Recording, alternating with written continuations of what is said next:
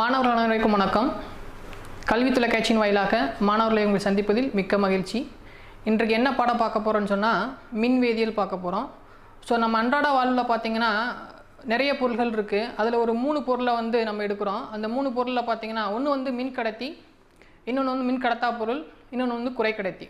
இந்த 3 விதமான பொருள் இருக்கும். இப்போ மின்கடத்து பொருள், அதாவது மின் ஆற்றலை ஒரு இடத்துலேருந்து இன்னொரு இடத்துக்கு கொண்டு போகணும்.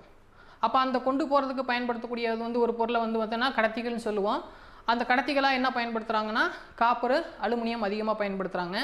கடத்தா பொருள் பார்த்திங்கன்னா நம்ம வீட்டில் இருக்கக்கூடிய சுவிட்ச் பாக்ஸாக இருக்கட்டும், குக்கர் கைப்பிடியில் இருக்கக்கூடிய அந்த பேக் லைட்டாக இருக்கட்டும், அதுக்கடுத்து பார்த்திங்கன்னா பிவிசி பைப்பாக இருக்கட்டும், இதெல்லாம் பார்த்திங்கன்னா மின் கடத்தா பொருள். இன்னொன்று இருக்குது குறைக்கடத்திகள் இருக்குது. இது சிலிக்கான், ஜெர்மானியம் அதிகமாக பயன்படுத்துகிறோம்.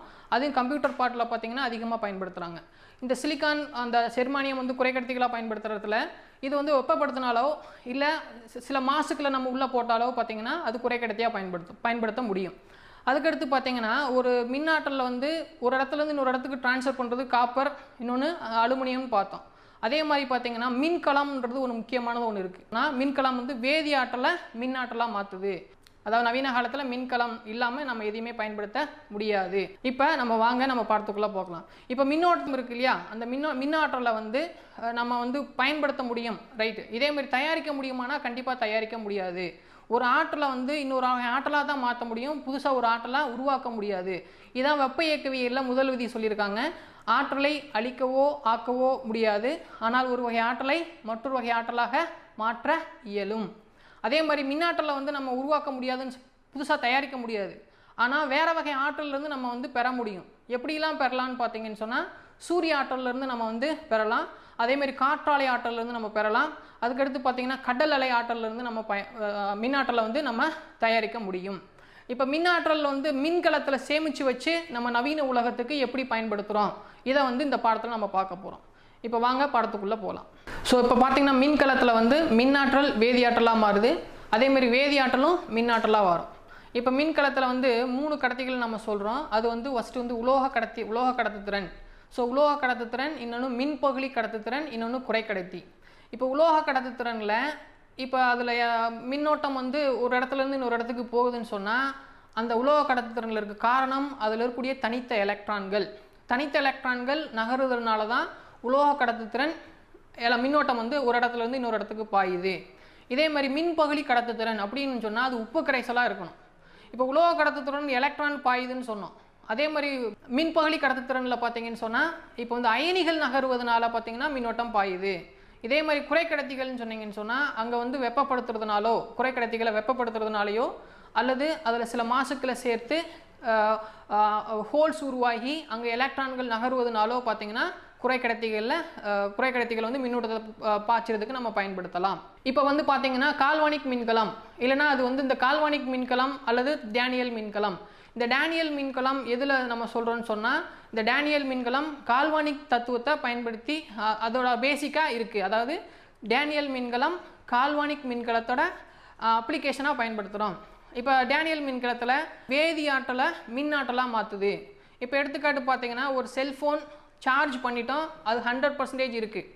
இப்போ அந்த சார்ஜ் பண்ண உடனே நம்ம செல்ஃபோனை யூஸ் பண்ணுறோம். இப்போ யூஸ் பண்ணுறப்ப அதோட மின்கலம், அதாவது பேட்டரியோட சதவீதம் கொஞ்சம் கொஞ்சமாக குறைஞ்சிக்கிட்டே வருது. இப்போ நம்ம யூஸ் பண்ணவே இல்லைனாலும் 100% அப்படியே இருக்குமானா இருக்காது. நீங்கள் சார்ஜ் பண்ணிட்டீங்க, செல்ஃபோனை ஃபுல்லாக சார்ஜ் பண்ணிட்டீங்க, சார்ஜ் பண்ணி 100% வந்துருச்சு, நீங்கள் செல்ஃபோனை யூஸ் பண்ணவே இல்லைன்னு சொன்னால் ஒரு 2 days கழித்து பாருங்கள் அதே சதவீதம் இருக்குமானா இருக்காது. அப்போ பேட்டரி கொஞ்சம் கொஞ்சமாக குறையும். அப்போ ஒரு வேதி ஆற்றல் மின்னாற்றலாக மாறுறப்ப அந்த வினை தன்னிச்சையாகவே நடக்கும். எப்படி பேட்டரி சதவீதம் கொஞ்சம் கொஞ்சமாக குறையுதோ அதே போல் அந்த வினையானது தன்னிச்சையாகவே நடக்கும். அதாவது வேதியாற்றல் மின்னாற்றலாக மாறுது, தன்னிச்சையாக நடக்கும். இப்போ மின்பகுளி கடத்துத்திறன், இப்போ ஒன்றும் இல்லை, செல்ஃபோனை நீங்கள் சார்ஜ் பண்ணுறீங்க, அப்போ என்ன ஆகுதுன்னா மின்னாற்றல் வேதியாற்றலாக மாறுது. செல்ஃபோன் சார்ஜ் பண்ணுறப்ப மின்னாற்றல் வேதியாற்றலாக மாறுது. அந்த மின்னாற்றல் வேதியாற்றலாக மாறுது தன்னிச்சையாக நடக்குமானா நடக்காது, நம்ம சார்ஜ் பண்ணால் தான் நடக்கும். அப்போ இந்த வினையானது தன்னிச்சையற்றது, ஆக்சிஜனேற்ற ஒடுக்க வினைக்கு எடுத்துக்காட்டாகும். நெக்ஸ்ட் அடுத்து பார்த்தீங்கன்னா மின்பகுளி கரைசலின் கடத்துத்திறன். இந்த மின்பகுளி கரைசலின் கடத்துத்திறன் பார்க்குறதுக்கு முன்னாடி ஒரு மின்கலம் எப்படி கட்டமைப்பட்டிருக்கணும். இப்போ இதில் மின்பகுளி கரைசல் இருக்கணும். அந்த மின்பகுளி கரைசலில் ஜிங்க் சல்ஃபேட்டோ இல்லை காப்பர் சல்ஃபேட்டோ இல்லை NaCl ஏதோ ஒன்று எடுத்துக்கிறோம் மின்பகுளி கரைசல். அதில் 2 மின்வாய் இருக்குது. ஒன்று நேர்மின்வாய், இன்னொன்று எதிர்மின்வாய். இப்போ நேர்மின்வாய் எதிர்மின்வாய் அது குறிப்பிட்ட தொலைவில் தான் இருக்கும். ரொம்ப தொலைவு அதிகப்படுத்தினு சொன்னால் அதோட மின்தடை அதிகமாகும், ரொம்ப பக்கத்தில் வந்துச்சுன்னா மின்தடை குறைவாக இருக்கும். சரி, இப்போ இந்த மின்கலத்தில் வெளிவட்டத்தில் நம்ம கரண்ட்டை நம்ம டிசி கரண்ட் கொடுக்குறப்ப, டைரக்ட் கரண்ட் நம்ம கொடுக்குறப்ப என்ன ஆகுனா அயனிகள் பகுப்படைந்து ப்ளஸ் அயனி மைனஸை நோக்கியும் மைனஸ் அயனி ப்ளஸ்ஸை நோக்கி நகரும். இந்த நகருதுனால தான் அங்கே மின்னோட்டம் வந்து நம்மளுக்கு கிடைக்கப்பெறுகிறது. இது வந்து மாறாத வெப்பநிலையில் இருக்கும். அதை தான் நம்ம என்ன சொல்கிறோம், மின் கடத்து கலனை பயன்படுத்தி மின்பகுளி கரைசலின் கடத்துத்திறனை அளவிடப்படுகிறது. இந்த மாறாத வெப்பநிலையில் நம்ம ஒரு மின் கடத்தும் எப்படி அயனிகள் நகருது அதை பேஸ் பண்ணி நம்ம ஸ்டடி பண்ணணும்னு சொன்னால் ஃபஸ்ட்டு வந்து ஓம் விதி. மாறாத வெப்பநிலையில் I directly proportional to V, இல்லைனா இது எப்படி சொல்லலாம், V equal to IR, இல்லைனா I equal to V/R. அதாவது என்னென்னா அந்த 2 மின்கலத்தில் இருக்கக்கூடிய 2 எலக்ட்ரோடுக்கும் உள்ள தொலைவு ரொம்ப அதிகப்படுச்சுன்னு சொன்னால் மின்னோட்டம் தடைப்படும். அதான் சொல்லியிருக்காங்க. அப்போ அதெல்லாம் என்ன சொல்லலாம், மின்னோட்டம் மின்னழுத்த வேறுபாடுக்கு நேர் விகித தொடர்புடையது. அடுத்ததாக நியம மின்தடை R directly proportional to L/A. இப்போ R வந்து Lக்கு நேர் விகித தொடர்புடையது. இப்போ இந்த டயக்ராம் நீங்கள் பார்த்தீங்கன்னு சொன்னால் ஒரு பீக்கரில் இப்போ 2 நேர்மின்வாய் இருக்குது, ஒரு நேர்மின்வாய் ஒரு எதிர்மின்வாய் இருக்குது. அந்த 2 கிடைப்பட்ட தொலைவை தான் என்ன சொல்கிறோம், Lன்னு சொல்கிறோம். இந்த தொலைவு அதிகரிக்க மின்தடை அதிகரிக்கும், தொலைவு குறைய மின்தடை குறையும். இப்போ எல்லோட அலகு பார்த்தீங்கன்னா மீட்டரில் சொல்லுவோம். அதே ஏன்றது ஏரியா, அது எதில் சொல்லணும்னா மீட்டர் ஸ்கொயரில் சொல்கிறோம். அப்போ L/Aன்றது செல் மாறிலி இல்லாட்டி கலா மாறிலின்னு சொல்லுவாங்க. அப்போ இதோட யூனிட் பார்த்தீங்கன்னா இந்த m² மேலே வரப்போ m-2 வரும். அப்போ கேன்சல் பண்ணுறப்ப m இன்வெர்ஸ். இதைத்தான் நான் ஒரு ப்ரொபோஷனாலிட்டி, ஒரு மாறிலிக்கு ஒரு தகுதியாக ஒரு கான்ஸ்டன்ட் கொண்டு வரோம். R equal to rho L/Aன்னு கொடுத்துருக்கோம். அந்த ப்ரொபோஷனாலிட்டி கான்ஸ்டன்ட்டுக்கு பதிலாக ரோ, இல்லைனா ரோ ஈக்குவல் டு என்ன சொல்லலாம், R L/A தலைகளாக மாத்திரம் A/L. இப்போ ஆரோட அலகு பார்த்தீங்கன்னா ஓம், ஏரியாவுக்கு மீட்டர் ஸ்கொயர், L வந்து மீட்டர். அப்போ இதை கேன்சல் பண்ணிங்கன்னா என்ன வரும், ஓம் மீட்டர்னு வரும். அப்போ நியம மின்தடையோட அலகு ஓம் மீட்டர். அடுத்ததாக பார்த்தீங்கன்னா கடத்துத்திறன் பார்க்குறோம். இந்த கடத்துத்திறன் என்னன்னு சொன்னால் மின்தடையின் தலைகீழ் மதிப்பு. ஆரோட தலைகீழி தான் கடத்துத்திறன். அப்போ என்ன சொல்லலாம், C equal to 1/Rன்னு சொல்லிடலாம். இல்லைனா R equal to என்னலாம் 1/C. இதை சிம்பிளாக சொன்னோன்னா மின்பகுளி கரைசலின் கடத்துத்திறன் என்பது மின்தடையின் தலைகீழ் மதிப்பாகும். ஸோ மின்தடையோட மதிப்பு என்னென்னா ஓம்னு பார்த்தோம். அப்போ அதோட தலைகீழின்னு சொன்னீங்கன்னா ஓம் இன்வெர்ஸ். அதாவது ஓம் இன்வெர்ஸ் அதை ரிவர்ஸில் எழுதுனீங்கன்னா MH1 எழுதலாம். ஓம் இன்வெர்ஸை MHO, இல்லைனா அதை வந்து செசிமைன்னு சொல்லுவாங்க. அந்த லெட்டர் வந்து எஸ். அதுக்கடுத்தபடியாக பார்த்தீங்கன்னா நியம கடத்துத்திறன். ஸோ நியம கடத்துத்திறன்றது என்னென்னா நியம மின்தடையின் தலைகீழி. அப்போ மேலே அதுக்கு என்ன பார்த்துருக்கோம், நியம மின்தடை எது, ரோ ஈக்குவல் டு RA/L. அப்போ நியம கடத்துத்திறன் கப்பான்றது என்னது, ரோவோட தலையீடி. அப்போ 1/ρ ஈக்குவல் டு 1/R, A/L இப்போ L/Aன்னு எழுதிக்கலாம். ஓகே, இப்போ கப்பா ஈக்குவல் டு 1/R என்ன பார்த்தோம், மின்தடையின் தலைகீழி தான் 1/R, அதுதான் என்னது கண்டக்டன்ஸ் C. அப்போ L/A செல் மாறிலி போட்டாச்சு. இப்போ சியோட அலகு பார்த்தீங்கன்னா எஸ்ன்னு சொல்லிட்டோம். தென் L/Aன்றது மின்கல மாறிலி, அதை என்ன சொல்லணும்னா M இன்வெர்ஸ்ன்னு சொல்லுவோம். அப்போ இதை நியமம் கடத்துத்திறனோட அலகு S M இன்வெர்ஸ். அடுத்தபடியாக மோலார் கடத்துத்திறன் டெல்டா M. இப்போ ஒரு பீக்கர் 1 லிட்டர் கரைச்சாச்சு. இதில் 1 மோல் ஆஃப் த சப்ஸ்டன்ஸ் நீங்கள் கரைச்சிருக்கீங்க, அவ்வளோதான். இதை மட்டும் தெரிஞ்சால் மட்டும் போதும். அதான் என்ன சொல்லியிருக்காங்கன்னா 1 மோல் மின்பகுளியை கொண்டுள்ள Vm³ கன அளவை உடைய கரைசலின் கடத்துத்திறன், அதுதான் நம்ம சொல்லணும்னா மோலார் கடத்துத்திறன் சொல்கிறோம். இதோட ஃபார்முலா பார்த்தீங்கன்னா கப்பா இன்ட்டு 10⁻³ இதோட யூனிட் பார்த்தீங்கன்னா S mole inverse metre square. அடுத்ததாக சமான கடத்துத்திறன். இப்போ சமான கடத்துத்திறன் பார்த்தீங்கன்னா அங்கே மோலார் கடத்துத்திறனுக்கு 1 மோல்னு சொன்னோம், இங்கே சமான கடத்துத்திறனுக்கு 1 கிராம். அப்போ ஒன்றும் இல்லை, ஒரே லிட்டரில் அங்கே 1 மோல் கரைஞ்சிருக்கு, இது 1 கிராம் கரைஞ்சிருக்கு, அவ்வளோதான். இப்போ இது என்ன டெஃபினிஷனாக சொல்லலாம், 1 கிராம் சமான எடை மின்பகுளியை கொண்டுள்ள Vm³ கன அளவையுடைய கரைசலின் கடத்துத்திறன் சமான கடத்துத்திறன். என்ன formula, del equal to kappa into 10⁻³ S metre square gram சமானம் இன்வெர்ஸ். நீராற்பு வைக்கும்போது நியம கடத்துத்திறன் வந்து குறையுது, ஆனால் மோலார் கடத்துத்திறன் அதிகரிக்குது, அதேமாதிரி சமான கடத்துத்திறன் அதிகரிக்குது. இது ரொம்ப முக்கியமானது. ஏன் நியம கடத்துத்திறன் குறையுது, இதை வந்து நம்ம எக்ஸ்பிளனேஷனாக பார்க்கலாம். இப்போ ஃபார் எக்ஸாம்பிள் இது வந்து கப்பா, அந்த கப்பா இதில் 2 மின்வாய் இருக்குது, ஒன்று நேர் மின்வாய் இன்னொன்று எதிர் மின்வாய், 1 லிட்டரில் இருக்குது. இப்போ இதோட நியம கடத்துத்திறன் எப்போ பார்ப்போம்னா 1 cc தான் நம்ம சொல்லுவோம், 1 cc சொல்லுவோம். இப்போ இந்த 1 லிட்டரை வந்து நம்ம 10 லிட்டருக்கு மாற்றுறப்ப என்ன ஆகுதுன்னு சொன்னால் அந்த 1 cc பார்த்தீங்கன்னா அயனிகளின் எண்ணிக்கை குறைவாகிடுது. இப்போ அயனிகள் எண்ணிக்கை குறைஞ்சிச்சுன்னு சொன்னால் அதோட கடத்துத்திறன் என்ன ஆகும்னா குறையும். இங்கே 1 cc அயனிகள் எண்ணிக்கை அதிகமாக இருக்குது, அதே 10 லிட்டருக்கு மாத்திரப்ப அதே 1 cc தான் பார்க்கணும், நம்ம ஃபுல்லாக பார்க்கக்கூடாது. 1 cc ஏன்னா நியம கடத்துத்திறன் டெஃபினிஷன் அதான் 1 cc பார்த்தீங்கன்னா அயனிகள் எண்ணிக்கை ரொம்ப குறைவாக இருக்குது, அதனால் இதோட கடத்துத்திறனும் குறையும். இப்போ இதே கான்செப்ட் நம்ம மோலார் கடத்துத்திறனுக்கு பார்க்கலாம். அதே 1 லிட்டர் இப்போ 1 மோல் போட்டிருக்கோம், அப்போ அது மோலார் கடத்துத்திறன் 1 மோல். ஓகே, இப்போ 1 மோலில் இருக்கிறப்ப அந்த அயனிகள் வந்து மிக பக்கத்தில் இருக்கும், மிக நெருக்கமாக இருக்கும். இப்போ இங்கே இருக்க ப்ளஸ், இங்கே ப்ளஸ், இங்கே மைனஸ் ப்ளஸ் எல்லாமே நெருக்கமாக இருக்குது. இப்போ நம்ம டிசி கரண்ட் அப்ளை பண்ணணும்னு சொன்னால் இந்த அயனிகள் இப்போ ப்ளஸ் வந்து மைனஸை நோக்கி மைனஸ் ப்ளஸை நோக்கி மூவ் ஆகணும். இப்படி மூவ் ஆகுன்னு சொன்னால் அயனிகள் நெருக்கமாக இருக்கிறப்ப இந்த 2 அயனிகளுக்கு இடையே உள்ள கவர்ச்சி விசை அதிகமாக இருக்கும். அப்போ கவர்ச்சி விசைகள் அதிகமாக இருக்கிறப்ப அந்த அயனிகள் எளிதாக அங்கே மூவ் ஆக முடியாது. அப்போ எளிதாக மூவ் ஆக முடியலன்னு சொன்னால் அப்போ பார்த்தீங்கன்னா இதில் வந்து கடத்துத்திறன் கொஞ்சமாக அதிகமாக இருக்கா, செறிவு அதிகமாக இருக்கிறப்ப குறைவாக இருக்கும். இப்போ இதவே வந்து 10 லிட்டருக்கு நம்ம மாற்றிட்டோம். 10 லிட்டருக்கு மாற்றினோடனே என்ன ஆகுதுன்னா இந்த அயனிகள் நீரார் அதுக்கு டைலூஷன் பண்ண உடனே அயனிகள் ரொம்ப தள்ளி போயிடும். இப்போ தள்ளி போனவுடனே என்ன ஆகுன்னு சொன்னால் இந்த அயனிகள் எளிமையாக அந்த ப்ளஸ் மைனஸை நோக்கியும் மைனஸ் இந்த ப்ளஸை நோக்கியும் எளிமையாக இந்த பக்கம் அந்த பக்கம் மூவ் ஆகும். அப்போ அயனிகள் வேகமாக மூவ் ஆகிறதுனால அதோட கடத்துத்திறன் அதிகமாகும். இங்கே மோலார் கடத்துத்திறன் செறிவு அதிகமாக இருக்கிறப்ப, அதாவது 1 லிட்டரில் இருக்கிறப்ப அயனிகள் நெருக்கமாக இருக்கிறதுனால கவர்ச்சி விசை அதிகமாக இருக்கும், அதனால் ஈஸியாக எளிதாக அங்கே நகர முடியாது. அதனால் இதோட மின்னோட்டம் வந்து பார்த்திங்கன்னா குறைவாக இருக்கும். அதே இந்த பக்கம் டைலூஷன் பண்ணிட்டீங்கன்னு சொன்னால் அயனிகள் எளிதாக அந்த பக்கம் இந்த பக்கம் மூவ் ஆகும். அப்படின்றப்ப அங்கே அயனிகள் எளிதாக மூவ் ஆச்சுன்னா மின்னோட்டம் வந்து அதிகரிக்கும். ஸோ இதவே தான் நம்ம என்ன சொல்லப்போ இதே கான்செப்ட் தான் நம்ம வந்து சமான கடத்துத்திறனுக்கு பார்க்குறோம். அதே சமான கடத்துத்திறனில் இங்கே எத்தனை கிராம் இருக்குன்னா 1 கிராம் இருக்கும், 1 கிராம். இப்போ இங்கே 1 கிராமில் 1 லிட்டரில் பார்த்தீங்கன்னு சொன்னால் அயனிகள் எண்ணிக்கை வந்து பக்கத்தில் இருக்கும், நிறைய அயனிகள் இருக்கும், அந்த அயனிகள் மிக நெருக்கமாக இருக்கும். அப்போ அந்த அயனிகளுக்கு இடையே உள்ள கவர்ச்சி விசை அதிகமாக இருக்கும். அப்போ கவர்ச்சி விசை அதிகமாக இருக்கிறதுனால அந்த அயனிகள் அங்கிட்டு இங்கிட்டு எளிதாக மூவ் ஆக முடியாது. அப்போ மின்னூட்டம் வந்து தடைபெறும்.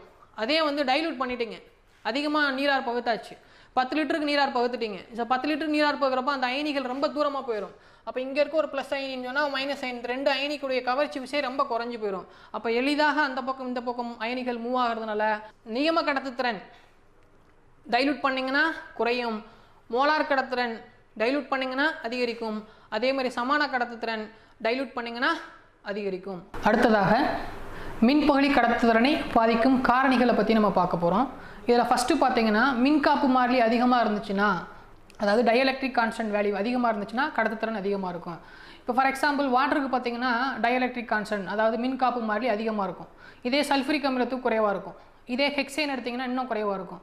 இப்படி ஒவ்வொரு கரைசலுக்கும் பார்த்தீங்கன்னா டயலெக்ட்ரிக் கான்ஸ்டன்ட் மதிப்பு மாறுறப்ப கடத்துத்திறன் அதிகமாக இருக்கும். இன்னொன்று பார்த்தீங்கன்னா ரெண்டாவது என்னது வந்து பாதிக்கும்னு சொன்னீங்கன்னா கடத்துத்திறன் மதிப்பு ஊடகத்தின் பாகுநிலைத்தன்மைக்கு எதிர் விகிதத்தில் இருக்கும். அதாவது பாகுநிலைத்தன்மை குறையும் போது கடத்துத்திறன் அதிகரிக்கிறது. ஒரு எக்ஸாம்பிள் சொல்கிறேன்.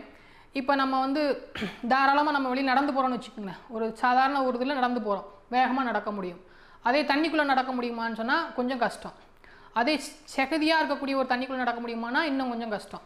இப்போ எதில் வேகமாக நடக்க முடியும்னு சொன்னால் சாதாரண தரையில் வேகமாக நடக்க முடியும், அதே தண்ணிக்குள்ளேனா கொஞ்சம் கஷ்டம். அதே மாதிரி பார்த்திங்கன்னா சேராக இருக்கக்கூடிய தண்ணிக்குள்ளே நடக்கணும்னா இன்னும் கொஞ்சம் கஷ்டம். அதே மாதிரி தான் அயனிகள். இப்போ வெறுமனே அந்த பாகுநிலைத்தன்மைக்கு ரொம்ப குறைவாக இருந்துச்சுன்னா அந்த அயனிகள் மூவ்மெண்ட் வந்து பார்த்திங்கன்னா ரொம்ப வேகமாக இருக்கும். அப்போ அயனிகள் வேகமாக நகர்ந்துச்சுன்னு சொன்னால் பாகுநிலைத்தன்மை குறைவாக இருக்கணும். இப்போ பாகுநிலைத்தன்மை அதிகமாக இருக்குது, இப்போ சேர் தண்ணி மாதிரி இருக்கக்கூட நம்ம நடக்க முடியலையா, அதே மாதிரி பாகுநிலைத்தன்மை அதிகமாக இருந்துச்சுன்னா 2 அயனிகளும் அதை எதிரெதிர் மின்சுமைக்கு போக முடியுமானா போக முடியாது, அதாவது வேகமாக நகர்ந்து போகாது. அப்போ பாகுநிலைத்தன்மை அதிகமாக இருந்துச்சுன்னா அதோட கடத்துத்திறன் குறைவாக இருக்கும். ஸோ பாகுநிலைத்தன்மை குறையும் போது அதோட கடத்துத்திறன் அதிகம். அதுக்கடுத்து வெப்பநிலையை அதிகரிக்கும் போது அதோட கடத்துத்திறன் அதிகமாகுது. என்ன காரணம்னு பார்த்தீங்கன்னா இப்போ வெப்பநிலையை அதிகப்படுத்துனீங்கன்னா அந்த அயனிகளோட வேகம் நகர்தல் வேகம் அதிகரிக்கும். அதே மாதிரி அயனிகள் வெப்பப்படுத்துகிறப்ப அயனிகள் அதிக அளவு கரையும், அந்த அயனிகள் வந்து வேகமாக மூவ்மெண்ட் இருக்கிறதுனால வேகமாக நகரும். அப்போ வேகமாக நகர்றத பார்த்தீங்கன்னு சொன்னால் ஆட்டோமேட்டிக்காக பார்த்தீங்கன்னா மின் கடத்துத்திறன் அதிகமாக இருக்கும். அதுக்கடுத்து பார்த்தீங்கன்னா மின்பகுதி கடத்துத்திறனை பாதிக்கும் காரணிகளில் இப்போ ஃபார் எக்ஸாம்பிள் 2 அயனிகள் இருக்குது, இங்கே ஒரு அயனி இருக்குது, இங்கே ஒரு அயனி இருக்குது. இந்த 2 அயனிக்கிடையே பார்த்தீங்கன்னா இடையீடுகள் அதிகமாக இருந்துச்சுன்னு சொன்னால் இந்த மைனஸ் அயனி இந்த ப்ளஸுக்கோ இந்த ப்ளஸ் அயனி இந்த மைனஸுக்கோ பார்த்தீங்கன்னா நகர்தல் வேகம் குறையும். அப்போ பார்த்தீங்கன்னா அயனிகளோட இடையீடுகள் அதிகமாக இருந்துச்சுன்னா அதோட கடத்துத்திறன் குறையும். ரெண்டாவது இது வெப்பநிலைப்படுத்துகிறோம். இப்போ இது வெப்பப்படுத்துகிறப்ப இப்போ இது 25 டிகிரி செல்சியஸ் இருக்கிறப்ப இதோட 25 டிகிரி செல்சியஸ் இருக்கிறப்ப இதோட கடத்துத்திறன் ஒரு மாதிரி இருக்கும். இப்போ இதை வந்து நான் ஒரு 70 டிகிரி செல்சியஸ்க்கு நான் வெப்பப்படுத்திட்டேன். இப்போ என்ன ஆகுனா இந்த அயனிகள் வந்து அதிகமாக வெப்பப்படுத்தினா அதிகமாக நகர ஆரம்பிக்கும். அப்போ மூவ் ஆகிற பார்த்தீங்கன்னா அதிக வெப்பநிலை வெப்பப்படுத்துகிறப்ப என்ன ஆகுனா இந்த அயனிகளோட நகர்தல் அதிகமாக இருக்கிறதுனால இது அந்த பக்கம் ஆப்போசிட் மூவ் ஆகிறதுனால இதோட கடத்துத்திறன் அதிகரிக்கும். அடுத்ததாக வீன்ஸ்டோன் சமணச்சுற்று. இந்த வீன்ஸ்டோன் சமணச்சுற்றில் இந்த டயக்ராம் பாருங்கள். இப்போ இந்த டயக்ராமில் பார்த்தீங்கன்னா இந்த இடம் வந்து ஏ, இது பி, இது சி, இது டி. இப்போ இந்த ஏவுக்கும் பிக்கு இடையில் ஒரு தெரிந்த மின்தடை இருக்குது, அதுக்கு பேர் பி. அதே பிக்கும் சிக்கும் ஒரு மின்தடை இருக்குது, அது ஒரு கியூ, அதுவும் தெரிந்த மின்தடை. அதே மாதிரி சிக்கும் டிக்கும் பார்த்தீங்கன்னா ஒரு மின்தடை இருக்குது. அந்த மின்தடை வந்து நிலையற்ற மின்தடை, எது வேணால் இருக்கலாம், எவ்வளோ வேணால் இருக்கலாம், ஆனால் நிலையற்ற மின்தடை. இப்போ பிக்கும் டிக்கு இடையில் ஒரு டி இருக்குது, அது டிடெக்டர். இது வழியாக கரண்ட் பாஸ் ஆகாது, இந்த வழியாக கரண்ட் பாஸ் ஆகாது, இதுக்கு பேர் டிடெக்டர். இப்போ இந்த இடத்துல இங்கே ஏ பி சி டி அதேமாதிரி பி கியூ ஆர், இந்த இடத்துல ஆர் வரணும். அதாவது இந்த ரிஜிஸ்டர் இதை தான் மின்தடைன்னு சொல்லியிருப்போம். இந்த மின்தடை தான் கண்டுபிடிக்கணும். நம்ம ஃபிசிக்ஸ்லாம் வேறு மாதிரி சொல்லியிருப்பாங்க. நம்ம வேதியியலில் பார்த்தீங்கன்னா இந்த ஆறுன்ற இடத்துல அந்த மின்தடையை கண்டுபிடிக்கிற இடத்துல ஒரு மின்கலன் வைக்கிறோம். இப்போ இந்த வீன்ஸ்டோன் சமணச்சூட்டில் என்ன பண்ண போகிறோம்னா மின்தடையை கால்குலேட் பண்ண போகிறோம். அதாவது இந்த உப்பு கரைசலில், அதாவது இந்த மின் பகுதியில் இந்த அயனிகள் நகர்றப்ப எவ்வளோ மின்தடை ஏற்படும். இப்போ இது வழியாக வந்து டிசி கரண்ட் தான் கொடுக்கணுமா இல்லை ஏசி கரண்ட் கொடுக்கணுமானா ஏசி கரண்ட் தான் கொடுக்கணும். டிசி கரண்ட் நீங்கள் கொடுத்தீங்கன்னு சொன்னால் இந்த அயனிகள் வந்து மின் பகுதி அடைஞ்சிடும். அப்போ அயனிகள் மின் பகுதி அடைஞ்சின்னு சொன்னால் இங்கே ப்ளஸ்ஸு மைனஸு கொடுத்து இதுவே கரண்ட்டை கொடுக்க ஆரம்பிச்சிடும். அப்போ டிசி கரண்ட் பயன்படுத்தக்கூடாது, ஏசி கரண்ட் பயன்படுத்தணும். ஸோ ஏசி கரண்ட் பயன்படுத்துகிறப்ப இதோட மின்தடையை நம்ம ஈஸியாக அளந்தறியலாம். இப்போ வீன்ஸ்டோன் சமணச்சுற்றில் இப்போ ஃபஸ்ட்டு பாருங்கள், வீன்ஸ்டோன் சமணச்சுற்றில் ஒரு மின்தடைக்கு பதிலாக கடத்துத்திறன் அறிய வேண்டிய மின் கடத்துக்கலன் இணைக்கப்படுகிறது. ரெண்டாவது பாயிண்ட், மின்கலத்தின் வழியே ஏசி மின்சாரம் பயன்படுத்தப்படணும், டிசி மின்சாரம் பயன்படுத்தக்கூடாது. ஏன் பயன்படுத்தக்கூடாதுன்னு சொன்னால் டிசி மின்சாரம் நீங்கள் பயன்படுத்துனீங்கன்னு சொன்னால் அதில் பார்த்தீங்கன்னா மின் பகுதி அடைஞ்சு அயனிகள் மூவ் ஆகும். அப்போ அதுவே வந்து மின்னோட்டத்தை கொடுக்கும். அதனால ஏசி கரண்ட் தான் பயன்படுத்தணும், டிசி கரண்ட் பயன்படுத்தக்கூடாது. அடுத்தபடியாக இது பி கியூ, இது வந்து தெரிஞ்ச மின்தடை. எஸ்ன்றது அட்ஜஸ்டபிள், அதாவது நிலையற்ற மின்தடை. இந்த மின்தடை வழியாக நம்ம ஒரு மின்கலனை வச்சுருக்கோம். அந்த மின்தடையை நம்ம கண்டுபிடிக்க போகிறோம். எஸ்ஸை வந்து அட்ஜஸ்டபிள் நம்ம சொன்னோம். PQR அந்த மின்கலம் வழியாக சமமான சுற்று அலையும் முறையும் நம்ம வந்து என்னன்னா எஸ்ஸை வந்து சரி செஞ்சுக்கிட்டே இருக்கணும். அப்போ சரி செஞ்சிட்டோம்னா சமநிலையில் எப்படி இருக்கும், P/Q = R/Sன்னு இருக்கும். நம்மளுக்கு என்ன வேணும், மின் தடை தான் வேணும். அப்போ R = என்ன, P/Q × S. இதில் R நம்மளுக்கு என்ன, நம்மளுக்கு R = P/Q × Sன்னு சொல்லியாச்சு. அப்போ கணக்கிடப்பட்ட மின் மதிப்பிலிருந்து ஒரு மின் பகுதி கரைசல் நியம கடத்தனை கண்டுபிடிக்கலாம். அப்போ நியம கடத்தன் ஃபார்முலா என்ன, கப்பா = 1/R. இந்த R தான் நம்மளுக்கு தெரியாமல் இருக்கும். இந்த R தான் வீன்ஸ்டோன் சமணச்சூட்டில் நம்மளுக்கு கிடைக்கப்பட்டுருது. அப்போ அந்த 1/R × L/A. L/Aன்றது மின்கல மாறிலி. அப்போ அதுவும் நம்மளுக்கு தெரியும். அப்போ ஆரோட மதிப்பு PQ Sலேருந்து நம்ம கண்டுபிடிச்சி ஆரை இதை அப்ளை பண்ணி இதோட கப்பா மதிப்பு கண்டுபிடிக்கலாம். அடுத்ததாக செறிவை பொறுத்து மோலார் கடத்துதல்களில் ஏற்படும் மாற்றம். இப்போ ஃபஸ்ட்டு பார்த்தீங்கன்னா 0.1 10⁻⁻1 இருக்கிறப்ப NaCl, KCl, HCl இந்த 3 விதமாக நம்ம கொடுத்துருக்கோம். அந்த இதில் NaClக்கு வந்து 10⁻⁻1 இருக்கிறப்ப 10.6 இருக்குது. அதே KCl வந்து 12.6, HCl 39.1. இப்போ நம்ம ஏதாவது ஒன்று எடுத்துக்கலாம். இப்போ KCl எடுத்துக்கலாம். இப்போ 10⁻⁻1 இருக்கிறப்ப 12.896. அதே 10⁻⁻2 போகிறப்ப பாருங்கள் 14.127. அப்போ நீரார் போகும்போது 10⁻⁻1ன்றது அதிகமான செறிவு, 10⁻⁻2 காட்டிலையும் அதிகமான செறிவு. ஆனால் 10⁻⁻2 செறிவு குறைஞ்சிருது. அப்போ எவ்வளோ மாறிடுதுன்னு பாருங்கள், 12லேருந்து 14 மாறிடுது.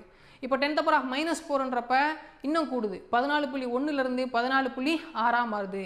அப்போ இந்த ஒரு டயக்ராமை வச்சு நம்ம மோலார் கடத்துத்திறன் ஏற்படும் மாற்றத்தை நம்ம எளிமையாக சொல்லலாம். இதில் ΔM மோலார் கடத்துத்திறன், Δ0M அளவிலா நீர்த்தலில் மோலார் கடத்துத்திறன், அதில் -K சாய்வு, √C அதோட செறிவு.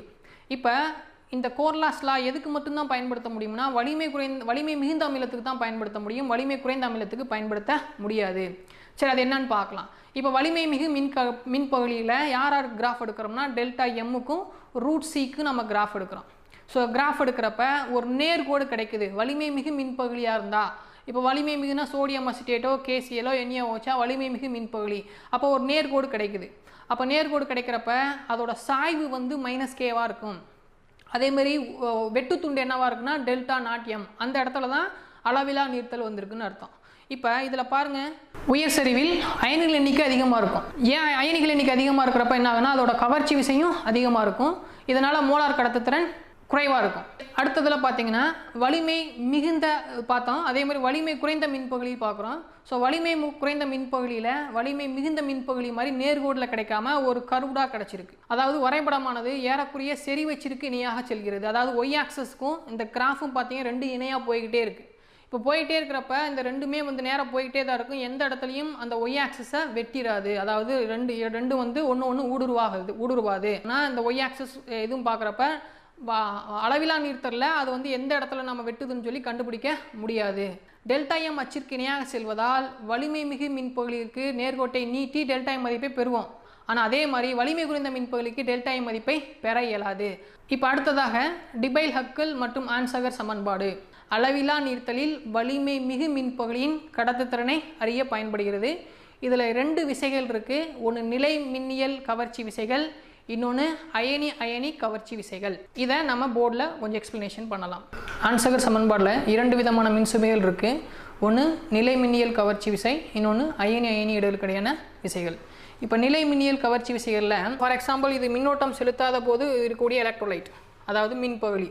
ஸோ இது மின்னோட்டம் செலுத்த பின்பு இருக்கக்கூடிய ஒரு மின்பகுதி. இப்போ மின்னோட்டம் செலுத்தாததுக்கு முன்னாடி பார்த்தீங்கன்னா இது மைய உலோக அயனி, இது சால்வேட்டட் அயனி. இப்போ மின்னோட்டம் செலுத்தலைன்னு சொன்னிங்கன்னா இந்த மைய உலோக அயனிக்கும் இதோட சால்வேட் அயனும் பக்கத்தில் இருக்கும், எந்த நகர்தலும் இருக்காது. இப்போ மின்னோட்டம் செலுத்தின உடனே என்ன ஆகுதுன்னு சொன்னால் இப்போ இந்த மைய உலோக அயனி நெகட்டிவ் சைடு இந்த பக்கம் மூவ் ஆகும், இப்படி மூவ் ஆகும். அதே அதை மைய உலோக அயனி சுற்றிருக்கக்கூடிய சால்வேட் அயனி பார்த்தீங்கன்னா நெகட்டிவாக இருக்குது, அது எங்கே மூவ் ஆகுன்னு சொன்னால் ப்ளஸுக்கு மூவ் ஆகும். அப்போ இது இந்த பக்கம் இழுக்கும், அந்த மைனஸ் அந்த பக்கம் இழுக்கும். அப்போ ரெண்டும் இந்த குறைந்த செறிவில் அதிக செறிவில் பார்த்தீங்கன்னா இந்த பக்கம் அந்த பக்கம் இருக்கிறதுனால என்ன ஆகுன்னு சொன்னால் இதோட நகர்தல் வந்து ரொம்ப தடைப்படும். அடுத்ததாக 2வது விளைவு பார்த்தீங்கன்னா அயனி இடையிடுதலின் விளைவு. அதே செட்டப் தான், ஒரு மின்கலம் செட்டப். இந்த மாதிரி மின்கலம் இருக்குது. இப்போ இது வந்து அதிகமான செறிவு, அங்கே குறைந்த செறிவு பார்த்தோம், இங்கே அதிகமான செறிவு, அதிக செறிவில். ஸோ அதிக செறிவுனா அதிகமாக செறிவுன்றது அதிகமாக டைலூட் பண்ணிட்டோம், அதிக டைலூட் பண்ணியாச்சு. இப்போ பார்த்தீங்கன்னு சொன்னால் இப்போ இங்கே ஒரு மைய உலோக அயனி இருக்குது, அதாவது ஒரு மைய அயனி. இது வந்து சால்வேட்டட் அயனின்னு சொல்லுவோம், சால்வேட்டட். இது மைய அயனி, இது சால்வேட்டட் அயனி. இந்த ரெண்டுக்கு உள்ள அதிகமாக நீராற்பு வைக்கும்போது பார்த்தீங்கன்னா அங்கே குறைந்த செறிவு இருந்துச்சு, இங்கே அதிக செறிவுன்றது அதிக நீராற்பு வைத்துட்டிங்க. இப்போ அதிக நீராற்பு வைத்துட்டு பார்த்தீங்கன்னு சொன்னால் இந்த இடத்துல இந்த மைய உலோக அயனிக்கும் இது சால்வேட்டட் இல்லாட்டி ரெஃபரன்ஸ்னு சொல்லுவாங்க. ஸோ சால்வேட்டட் அயனி இல்லாட்டி மைய இந்த ரெண்டுக்கு உள்ள தொலைவு வந்து ரொம்ப தூரம் போயிடுது. ரொம்ப தூரம் போகிறப்ப என்ன ஆகுன்னு சொன்னால் அங்கே வந்து பார்த்திங்கன்னா இந்த அயனியும் எந்தவித கவர்ச்சி விசையிலையும் ஈடுபடாது. டிசி கரண்ட் நம்ம கொடுக்குறப்ப என்ன ஆகுனா இந்த ப்ளஸ் அயனி இந்த பக்கம் மூவ் ஆகும், அதே மாதிரி மைனஸ் அயனி அந்த பக்கம் மூவ் ஆகும். அப்போ பார்த்தீங்கன்னா அந்த அயனிகள் மூவ் ஆகிறதுல எந்த விதமும் தடைப்படாது. அப்போ இதோட மோலார் கடத்துத்திறன் அதிகமாகும். இதனால தான் நம்ம என்ன சொல்கிறோம்னா அளவிலா நீர்த்தலில் மைய அயனிக்கும் அந்த சால்வேட்டட் அயனிக்கும் உள்ள தொலைவு அதிகரிப்பதனால் மைய அயனி எளிதாக நகர்கிறது. மைய அயனி மட்டும் கிடையாது, சால்வேட்டட் அயனியும் அந்த பக்கம் மூவ் ஆகும், இதுவும் இந்த பக்கம் ஈஸியாக மூவ் ஆகும். அப்போ மோலார் கடத்துத்திறன் அதிகரிக்கும். இதைத்தான் டிபைல் ஹக்கில் ஆன்சகர் சமன்பாடில் இதை எக்ஸ்பிளைன் பண்ணுறாங்க.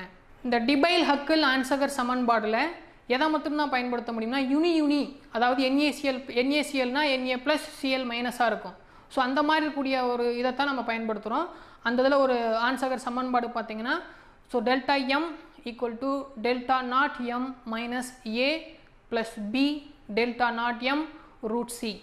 இதில் டெல்டா எம்ன்றது பார்த்தீங்கன்னு சொன்னால் மோலார் கடத்துத்திறன், டெல்டா நாட் எம்ன்றது பார்த்தீங்கன்னா அளவிலா நீர்த்தலில் மோலார் கடத்துத்திறன், மைனஸ் a + b இது வந்து மாறிலி, ஏவும் மாறிலி பியும் மாறிலி.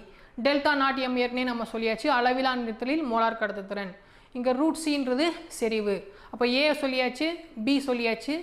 ஏன்றது 25 டிகிரி செல்சியஸில் அது ஒரு கான்ஸ்டன்ட் மதிப்பு, 82.4 ரூட் டிடி ஈட்டா. அதே மாதிரி பி ஈக்குவல் டு 8.20, அது 8.20 இன்ட்டு 10 பி ஆனது 8.20 இன்ட்டு 10⁵ கியூப் ரூட் ஆஃப் டிடி. இதில் டின்றது ஊடகத்தின் மின்காப்பு மாறிலி, ஈட்டா ஊடகத்தின் பாகுநிலை தன்மை. ஸோ இன்றைக்கி கிளாஸில் இது வரைக்கும் பார்த்ததை இப்போ ஒரு சுருக்கமாக அப்படியே சொல்லலாம். இப்போ ஆரம்பத்தில் என்ன பார்த்தோன்னா கடத்திகள், மின்கடத்தா பொருள்கள், குறைக்கடத்திகள். இப்போ கடத்திகள்னால் எதனால் எலக்ட்ரான் மூவ் ஆகுது, அதுக்கடுத்து ஒரு மின்கலம் எப்படி செட்டப் இருக்கணும், நேர்மின்வாய், எதிர்மின்வாய், மின்பகுதி கரைசல் இது எப்படி இருக்கணும், இதை பேஸ் பண்ணி எத்தனை லா வருது அதை பார்த்தோம். அதில் ஓம்ஸ் லா. அடுத்ததாக பார்த்தீங்கன்னா நியம மின்தடை பார்த்தோம். அதுக்கடுத்து கண்டக்டன்ஸ் பார்த்தோம். அதுக்கடுத்து நியம கடத்துத்திறன் பார்த்தோம். அதுக்கடுத்து மோலார் கடத்துத்திறன். இந்த மோலார் கடத்துத்திறன்னா 1 மோல் கரைசல் எடுத்துக்கிட்டு Vm³ கனவுல எவ்வளோ கரைசல் கரைஞ்சிருக்கு அப்படி பார்த்தோன்னு சொன்னால் அதுக்கு பேர் மோலார் கடத்துத்திறன். அடுத்தபடியாக சமான கடத்துத்திறன் பார்த்தோம். சமான கடத்துத்திறன் அதே தான், 1 மோலுக்கு பதிலாக 1 கிராம் கரைஞ்சிருக்கு Vm³ல, அதோட கரைசலின் கடத்துத்திறன் என்னன்னு சொல்லி நம்ம பார்த்தோம், சமான கடத்துத்திறன். அடுத்தபடியாக நீராவி போக்கும்போது நியம கடத்துத்திறன் மட்டும் குறையுது, மோலார் கடத்துத்திறனும் சமான கடத்துத்திறனும் அதிகரிக்குது அப்படின்னு நம்ம பார்த்தோம். ஸோ அடுத்தபடியாக பார்த்தீங்கன்னு சொன்னால் மின்பகுதி கடத்துத்திறனை பாதிக்கும் காரணிகள் என்னென்ன இருக்குது. இப்போ மின்காப்பி மாறிலி அதிகமாக இருந்தால் என்ன இருக்குது, அதுக்கடுத்து பாகியல் தன்மை எப்படி இருக்குது, வெப்பநிலை அதிகரிக்கும் போது என்ன ஆகுதுன்னு நம்ம பார்த்தோம். ஸோ அடுத்தபடியாக பார்த்தீங்கன்னு சொன்னால் வீன்ஸ்டோன் சமண சுற்று, ஒரு மின்கலத்தோட மின்தடையை கால்குலேட் பண்ணுறது தான் இதோட வேலை.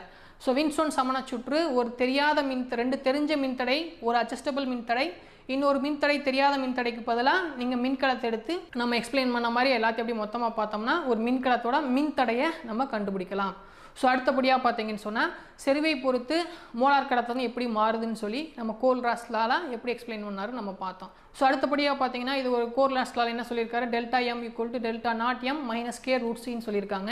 இது வலிமை மிகு மின்பகுதிக்கு மட்டும் பயன்படுத்த முடியும், ஏன்னா அது Y ஆக்சஸை வெட்டும், அப்போ அதுக்கு பயன்படுத்த முடியும். அதே வலிமை குறைந்த மின்பகுதிக்கு நம்ம பயன்படுத்த முடியாது, ஏன்னா Y ஆக்சஸுக்கு நேராக அது போகும், அதனால அதை பயன்படுத்த இயலாது. அதுக்கடுத்தபடி பார்த்தீங்கன்னு சொன்னால் டிபைல்-ஹக்கல்-ஆன்சகர் சமன்பாடு, இதில் 2 விசைகள் இருக்குன்னு சொன்னால், ஒன்று நிலை மின்னியல் கவர்ச்சி விசை, இன்னொன்று அயனி இடையீடுகளின் விளைவு.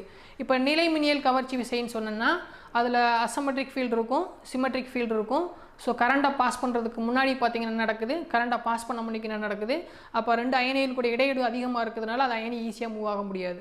அதுக்கடுத்து அயனி இடையீடுகளின் விளைவு பார்த்தீங்கன்னா நல்லா நீராறு போக்கும்போது அந்த ப்ளஸ்ஸுக்கும் அந்த மைய உலக அயனிக்கும் அந்த சால்வேட் அயனிக்கு உள்ள தூரம் ரொம்ப அதிகமாகிடுது.